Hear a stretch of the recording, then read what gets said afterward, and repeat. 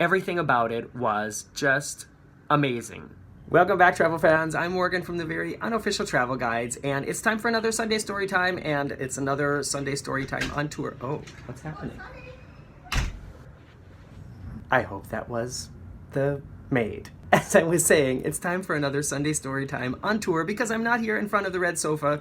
I am in Berlin at the moment. It's not Sunday. I'm doing another Sunday story time before Sunday because I know on this weekend I'm going to be really, really busy, but I want to do them every week, so sometimes I have to do it before Sunday, but I will always post them online on Sunday unless I get them done really quickly, and then people who are members at patreon.com/veryunofficial will get to see them before everybody else. Today, because I'm staying here in the Motel 1 right here on Zoo in Berlin, which is a big popular tourist area, and the outside of it and the lobby is very fancy, and the rooms are also quite modern. I mean, it's like a brand new hotel. However, it's really small. I mean, look, this is the whole room right here. See?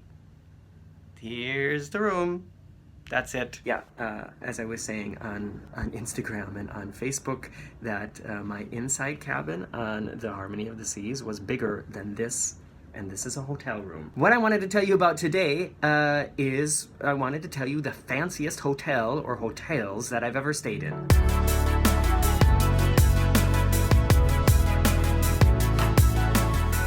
Fancy, fancy, fancy. I have stayed in a lot of hotels. I have been around the world. And I've stayed in fancy hotels. And I've stayed in some not so fancy hotels as well. I'm gonna compare a couple just to sort of give you, I don't know, a spectrum. And one of them is actually here in Berlin. I stayed for a night at the Ritz-Carlton. You know what? I actually didn't even stay the night. I was working at an event and we got a hotel room there in order to get ready. And we could have stayed there for the night, but we decided to go back to Hamburg that night. But I was in a room at the Ritz-Carlton. What was it like? I don't have any pictures of it, but I'll get some from the website and post them here. The design was very sort of like Bellagio or Grand Floridian fancy, so it was like overstuffed chairs and very sort of like it would have appealed to somebody like my parents' age. Not saying that's bad, but I prefer the more modern design of a room like this. I mean, this is actually kind of sparse, but, and another thing that surprised me is it was small. It was literally not much bigger than this room. Of course, staying at the Ritz-Carlton has other sorts of advantages. It's right on Potsdamer Platz, or usually they're right in a really amazing area. And then you've got, you know, the concierge, and it's got its own restaurants and fantastic room service. Oh, actually, I think we ordered a huge plate of French fries as we were getting ready from room service. It was just the kind of fancy that is just not my thing. And if I had that kind of money to spend on a hotel room, I wouldn't stay there again, even though it was the Ritz-Carlton, just because I prefer a different kind of design and a different kind of vibe. It just seems sort of stuffy to me. Two other of my fanciest hotels that I've stayed in are both in Las Vegas. One of them was downtown at the Golden Nugget, and I know people who know a lot about Vegas are going to say one of the fanciest hotels you stayed at was downtown Las Vegas, because most of downtown Las Vegas is not what you would consider fancy, but they're getting there. A lot of the properties are getting updated, and it's becoming a cool destination as well. Anyways, the Golden Nugget was really nice, and we had a gigantic room. It was definitely what you would consider a suite, and the amenities of the Golden Nugget are also really cool, with that cool Shark Tank pool area and the water slide. If you want to see more of that, of course, I made videos when I was there. Check them out. They're linked in the description below. Other one in Vegas that I've stayed at, well, actually two of them. One of them I have videos from and one of them I don't. One of them is the Aria, and the other one is sort of just right across from that, and that is the Cosmopolitan.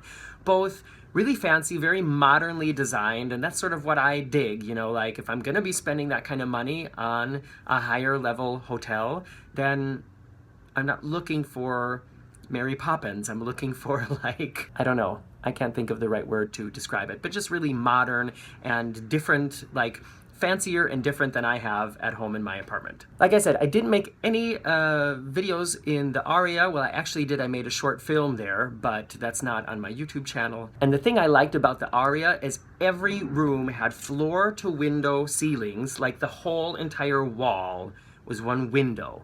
And it was all, the whole room was hooked up to an app. So you have like an iPad in the room and you can choose, you can open the drapes, you can dim the lights, you can turn on the lights in the bathroom, you can set like an alarm clock so that the lights slowly come on at 10 o'clock in the morning. And that was something that was really fascinating. And when we stayed there like 10, 12 years ago, that was also very new. So that was especially impressive. The Cosmopolitan is, I mean, of course, if you've been to Vegas, you've seen the outside of the Cosmopolitan, and the inside is just as impressive. Also, look in the links in the description below. You'll see my room tour and some other videos from that trip. The Cosmopolitan is just amazing. All the rooms are extra large. They all have a seating area and a sleeping area, and most of them have these gigantic balconies, and that's just something you don't get.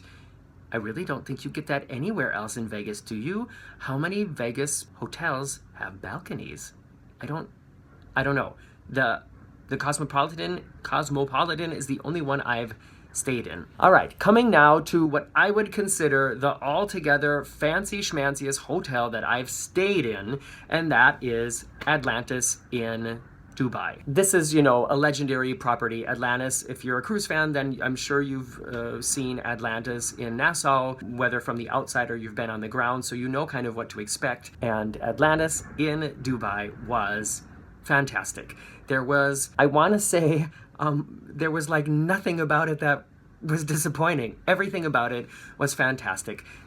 The selection of restaurants, the level of service, the decoration, the room, the amenities. I mean, the Aquaventure water park there, gigantic water park for free every day if you want to, the pool area, the private beaches, and I mean, then just, you know, the location, everything about it was just amazing. That being said, after hearing some more of the, you know, human rights issues going on there since we visited there, it's kind of definitely turned us off from going to visit there again anytime soon, but we really enjoyed our stay when we were there. And as always, look in the description below to find some links to more videos about that hotel. And you know what? I think Atlantis was actually also probably the most expensive of all those hotels that I just listed.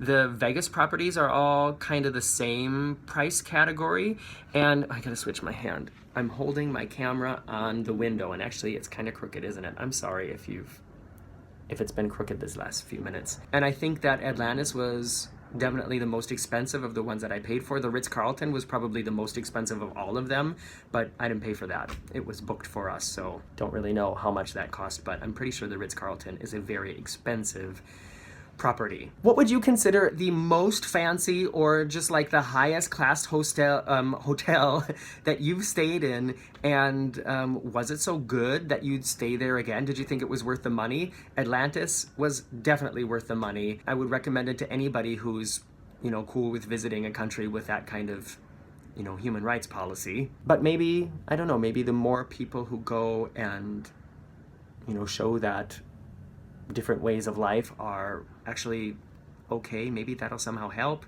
I don't know. I definitely don't want to go any place where I'm going to end up in jail because I bumped against a guy in a bar. Anyways, wow, I made it through this video on almost no tangents. Good job, Morgan. Good job. Make sure you follow me on Facebook, Instagram, and Twitter. I'm sort of getting into the Instagram stories now. I'm just kind of learning how that works and why people like it. So I've been doing a whole story around the day today. But I mean, if you follow me on Instagram, then you've seen my story from today already, because today is Thursday and this video is going online on Sunday. So yeah, if you have Facebook, Instagram, or Twitter, then follow me. And if you have them and you don't follow me, what's going on, man?